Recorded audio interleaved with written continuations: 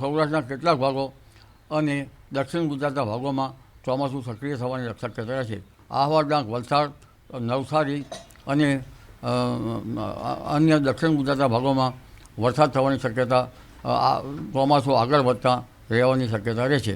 આ ઉપરાંત ઉલ્લેખનીય છે કે હજુ ઉત્તર ગુજરાતના કેટલાક ભાગો, મધ્ય ગુજરાતના કેટલાક ભાગો, પૂર્વ ગુજરાતના કેટલાક ભાગોમાં વરસાદના વાવડ નથી, જેમાં હમણાં આગામી 1-2 દિવસમાં ક્યાંક હળવો વરસાદ કે વરસાદી ઝાપટા પડી શકવાની શક્યતા રહે.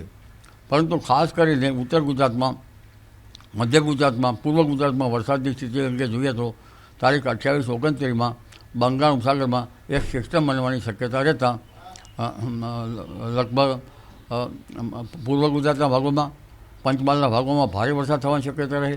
કેટલાક ભાગમાં અતિભારે વરસાદ થવાની શક્યતા રહે. આ ઉપરાંત મહીસાગરના ભાગોમાં વરસાદ થવાની શક્યતા રહે. કેટલાક ભાગમાં ભારે વરસાદ થવાની શક્યતા રહે. કેટલાક ભાગમાં અતિભારે વરસાદ થવાની શક્યતા રહે.